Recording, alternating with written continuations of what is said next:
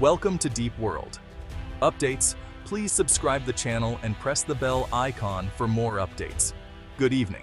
The date is August 15th, 2025, and North American trade has been rocked by a seismic shift. President Donald Trump has just announced a sweeping 35% tariff on a wide range of Canadian goods, stunning markets and allies. The move sent shockwaves from Wisconsin's dairy farms to Ontario's auto plants. This isn't just another trade spat. It's a direct challenge to America's closest trading partner, throwing the world's largest trade relationship into chaos overnight.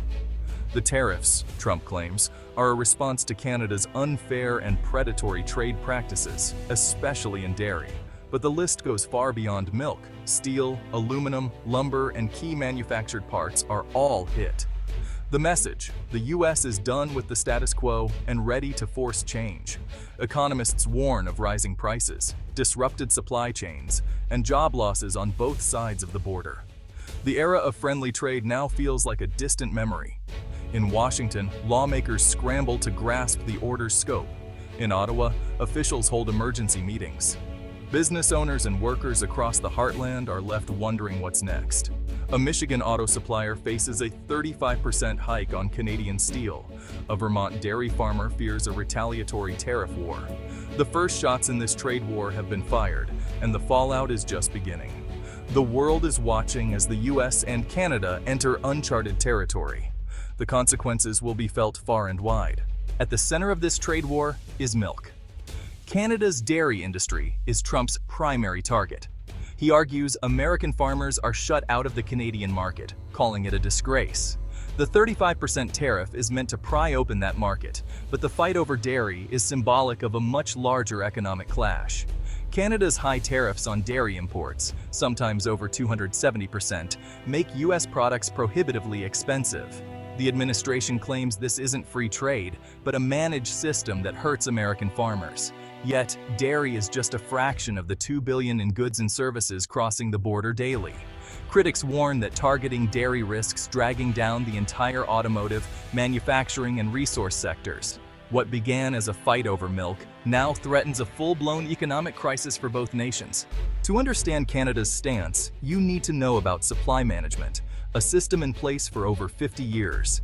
It matches production to demand through quotas, guarantees stable prices for farmers, and, most controversially, imposes steep tariffs on imports above set quotas.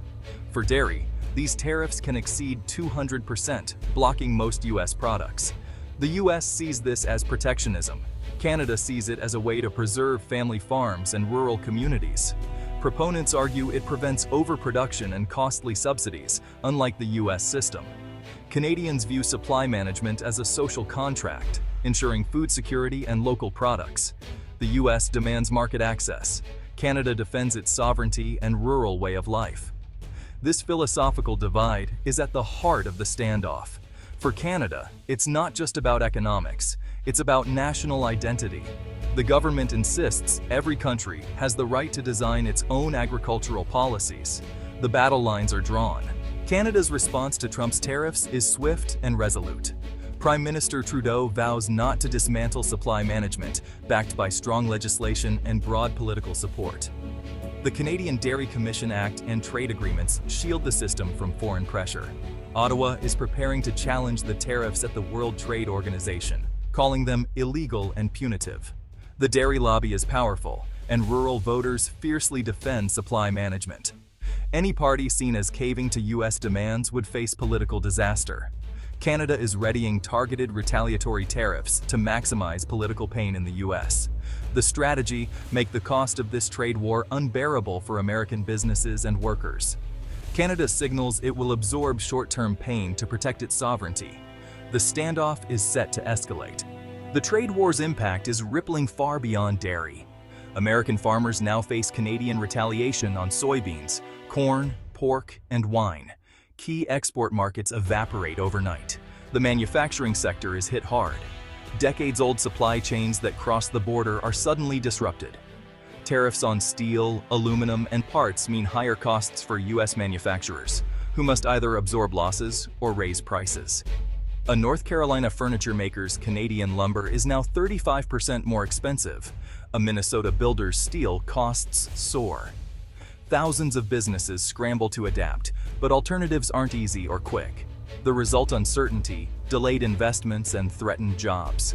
Tariffs, meant as a targeted strike, are causing widespread collateral damage. The US and Canadian economies are deeply intertwined.